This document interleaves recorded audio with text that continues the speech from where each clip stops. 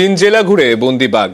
ওড়িশা থেকে ঝাড়খণ্ড হয়ে ঝাড়গ্রাম ঢোকে জিনাত, ঝাড়গ্রাম থেকে পুরুলিয়া, পুরুলিয়া থেকে বাঁকুড়া, প্রায় ৩১৫ কিলোমিটার পেরিয়ে শেষমেশ জালে বাঘিনী। বাংলায় ১১ দিন ধরে লুকোচুরিতে হিমশিম বন দপ্তরের। উড়িষ্যার শিমলিপালের জঙ্গল থেকে বেরিয়ে পড়েছিল, এরপর ঝাড়খণ্ড ও বাংলার একের পর এক জঙ্গল পেরিয়ে যাচ্ছিল। অবশেষে বাঁকুড়ার গোসাইডিহিতে বন দপ্তরের ঘুম পাড়ানি গুলিতে কাবু হলো জিনাত।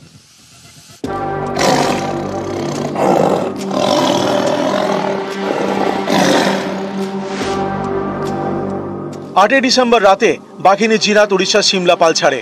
প্রায় ১৬০ কিলোমিটার পথ পেরিয়ে ৯ই ডিসেম্বর ঝাড়খণ্ডে ঢুকে জিনাত। ১১ দিন ঝাড়খণ্ডের জঙ্গলে কাটিয়ে প্রায় ৪০ কিলোমিটার পথ পেরিয়ে ২০ ডিসেম্বর বেলপাহাড়িতে ঢোকে জিনাত।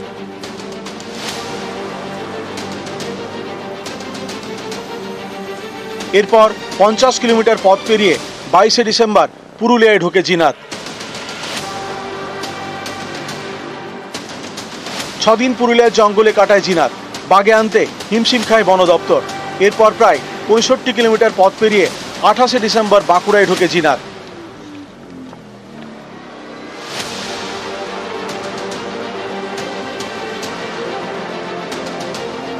অবশেষে ২৯ ডিসেম্বর বাঁকুড়ার গোসাইডিহিতে বন দপ্তরের ঘুম পাড়ানি গুলিতে কাবু হয়ে খাঁচাবন্দি হয় বাঘিনী জিনাত।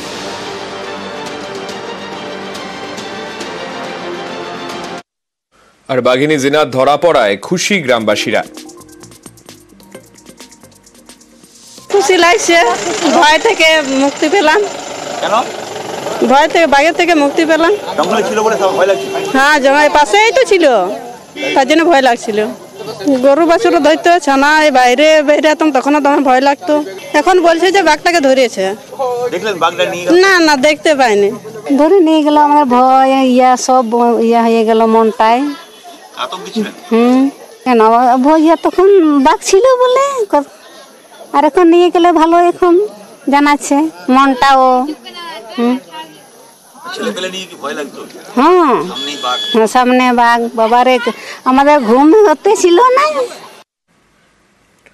আর অবশেষে ঘুমপাড়ানি গুলিতে বন্দি বাঘ।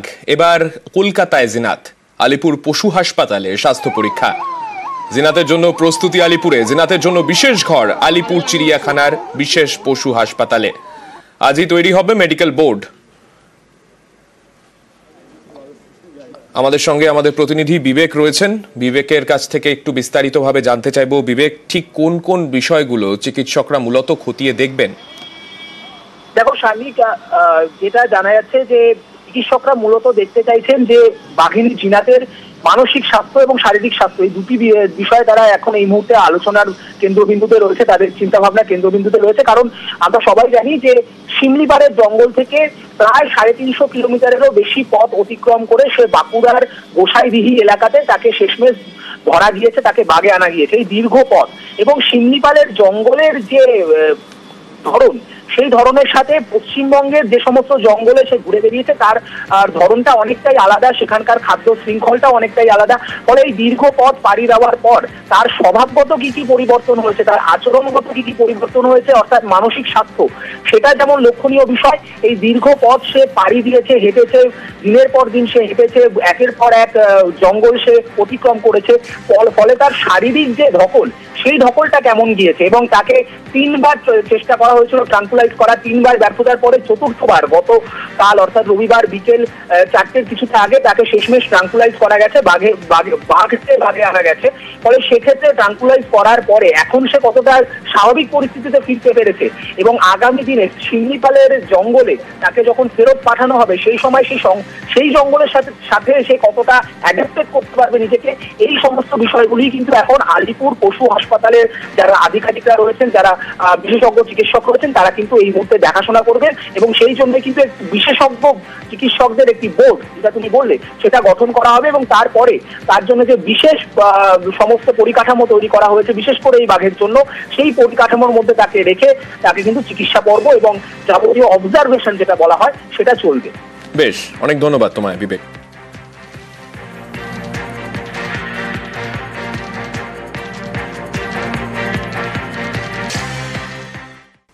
বাংলার বাড়িতে সৌজন্যের আবাস প্রকল্পের প্রথম কিস্তির টাকা বিজেপি নেতার অ্যাকাউন্টে। টাকা ঢুকতেই বিজেপি নেতার বাড়ি গিয়ে মিষ্টিমুখ। বিজেপি নেতাকে মিষ্টিমুখ করালেন পঞ্চায়েত সমিতির সভাপতি। আমাদের সঙ্গে আমাদের প্রতিনিধি শুভদীপ রয়েছেন। শুভদীপের কাছ থেকে আরো বিস্তারিত জানতে চাইবো। শুভদীপ, এই মিষ্টিমুখ, এই সৌজন্যের ছবি মূলত কি ঘটনা ঘটেছে একটু স্পষ্ট করে যদি বুঝিয়ে বলো। দেখো, গত এক সপ্তাহ ধরেই কিন্তু আবাসের যে উপভোক্তারা আছেন তাদের অ্যাকাউন্টে মুখ্যমন্ত্রীর আশ্বাস মতো কিন্তু টাকা, প্রথম কিস্তির যে 60,000 টাকা, সেই টাকা ঢোকা কিন্তু শুরু হয়েছে। গোঘাটেও একইভাবে উপভোক্তাদের, বিভিন্ন উপভোক্তাদের কাছে সেই টাকা আসতে শুরু করেছে। এরপরেই তৃণমূলের যে ওই এলাকার যে গোঘাট 1 নম্বর পঞ্চায়েত সমিতির সভাপতি রয়েছেন তথা তৃণমূল নেতা এবং স্থানীয় যে নেতৃত্ব, তারা কিন্তু উপভোক্তাদের শুভেচ্ছা জানাতে যান এবং শুভেচ্ছা জানাতে গিয়ে দেখা যায় বিজেপির যে স্থানীয় পঞ্চায়েত সদস্য রয়েছে তার অ্যাকাউন্টেও কিন্তু আবাসের টাকা ঢুকেছে। এরপরেই তার বাড়িতে গিয়ে ওই তৃণমূল নেতারা মিষ্টিমুখ করান এবং ওই বিজেপি নেতার যে প্রাথমিক প্রতিক্রিয়া, তিনি মুখ্যমন্ত্রীকে ধন্যবাদ জানিয়েছেন যে গরিব মানুষ আবাসের টাকা পেয়েছে। সেই কারণে বিজেপি নেতাও কিন্তু মুখ্যমন্ত্রীকে ধন্যবাদ জানিয়েছেন এবং তৃণমূল জানিয়েছে এটা সৌজন্যতার রাজনীতি। মুখ্যমন্ত্রী যে স্বজন পোষণ করে না, তৃণমূল সরকার যে স্বজন পোষণ করে না, এটা তারই প্রমাণ। প্রত্যেক মানুষ যারা যোগ্য তারাই যে আবাসের টাকা পেয়েছে, এটা কিন্তু তারই প্রমাণ। সামনে বেশ, ধন্যবাদ। বাড়ি পেয়েছি, অভিনন্দন জানালো, আমি অভিনন্দন জানালাম। মিষ্টি খাওয়াইছে, আমিও মিষ্টি খাওয়ালাম, খুব খুশি। দিদি বাড়ি দিয়েছে, অনেক বাড়িতেই ঘুরেছেন, সকলকে মিষ্টিমুখ করেছে। সকলকে মিষ্টিমুখ করেছে। আপনি তো বিজেপির মেম্বার। বিজেপির মেম্বার, মিলেমিশে সব কাজকর্ম হয়, কোনো কাজে ডিস্টার্ব হয় না, গ্রামের উন্নয়ন করে। 60,000 টাকা ঢুকেছে। টাকা পেয়েছি 60,000 টাকা প্রথম কিস্তি। হ্যাঁ, মিষ্টি খাই গেল, বললো ঘর পেয়েছো, আমি মনে হচ্ছে হ্যাঁ পেয়েছি, হ্যাঁ খুশি। আমরা সার্বিকভাবে প্রত্যেকটা বাড়িতে গেছি এবং প্রত্যেকজনকে আমরা শুভেচ্ছা জানিয়েছি, ওয়েলকাম জানিয়েছি এবং তার মধ্যে পঞ্চায়েতের মেম্বার পড়ে গেছে, তার বাড়িতেও আমরা গেছি, তাকেও বলেছি, বুঝিয়েছি এবং তিনিও স্বীকার করেছেন যে না, এটা একমাত্র রাজ্য সরকারই দিতে পেরেছে, আমাদের কেন্দ্র সরকারের প্রকল্পে টাকা এটা নয়, তারাও স্বীকার করেছে। বাংলার বাড়িতে এক জানলা মানে সিঙ্গেল উইন্ডো, এক ছাদের নিচেই সব পরিষেবা পাওয়া যাবে। অর্থাৎ টাকা পেলেই প্ল্যান পাস, মিলবে জল, বিদ্যুৎ সংযোগ সব একসাথে এবং পুরোটাই বিনামূল্যে। আবেদনকারীদের হয়রানি রুখতে উদ্যোগ দুর্গাপুর ফরিদপুর ব্লক প্রশাসনের।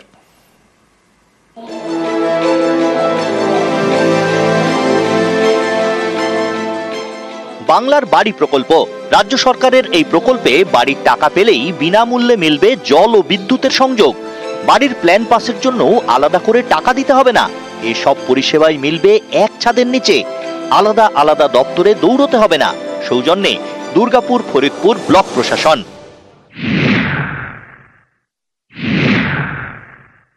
পঞ্চায়েত এলাকাতে একটা বিল্ডিং বানানোর জন্য পঞ্চায়েতের পারমিশন লাগে, নতুন জলের কানেকশনের ব্যবস্থা করতে হয়, ইলেকট্রিসিটির জন্য পঞ্চায়েতের কাছ থেকে এনওসি নিয়ে যেতে হয় এবং বিভিন্ন জায়গা থেকে লোনের জন্য মানুষজনকে দৌড়াতে হয়। তাদের অধিকার এবং সম্বন্ধে অবগত করছি, কাউকে টাকা পয়সা দেওয়ার থেকে বারণ করছি।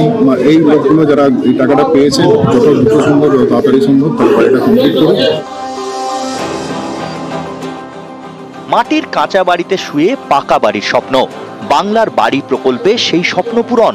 কিন্তু শুধু ঘরের টাকা পেলেই তো হলো না, সেখানে ঘর তৈরির জন্য প্ল্যান পাস করাতে হবে, দরকার বিদ্যুৎ সংযোগ, চাই জল। এসবের জন্য বারবার যেতে হয় আলাদা আলাদা দপ্তরে, এতে অনেক সময় হয়রান হতে হয় বলে অভিযোগ। এই ছবিটা বদলাতেই উদ্যোগী দুর্গাপুর ফরিদপুর ব্লক প্রশাসন। বিডিও অফিসে এক ছাদের নিচেই মিলবে সব পরিষেবা। বাংলার বাড়ি প্রকল্পে যারা টাকা পাবেন তারা বাকি সবই পাবেন বিনামূল্যে। ওটা দিয়ে আমাদেরকে বাড়ি দিয়েছে, মাটির বাড়ি ছিল আমার, তাই অনেক খুশি। আমরা সবকিছু সুবিধা পেয়েছি এখান থেকে, সব ফ্রিতে। বাড়ি আমি পেলাম, পরিষেবা ইলেকট্রিক সবই পেয়েছি, সব সুবিধা দিচ্ছে আমাদেরকে। অশেষ ধন্যবাদ মুখ্যমন্ত্রী মমতা বন্দ্যোপাধ্যায়। দুর্গাপুর ফরিদপুরে 130 জন আবেদনকারীর হাতে বাংলার বাড়ির টাকা তুলে দেওয়া হয়েছে। দুর্গাপুর থেকে অর্পণ চক্রবর্তী, নিউজ 18 বাংলা। আবারও বহরমপুরে শুটআউট, এবার তৃণমূল যুবনেতার গাড়ি লক্ষ্য করে গুলি। কংগ্রেস বিজেপির দিকে অভিযোগের আঙুল, তারা অবশ্য এটা মানতে নারাজ। 2.5 মাস আগে বহরমপুরেই গুলি করে খুন করা হয় এক তৃণমূল কর্মীকে।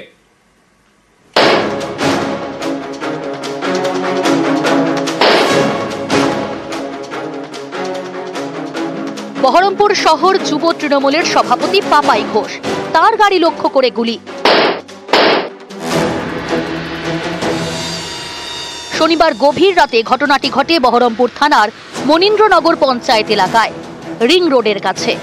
দুটি গুলি লাগে তৃণমূলের যুব নেতার গাড়িতে।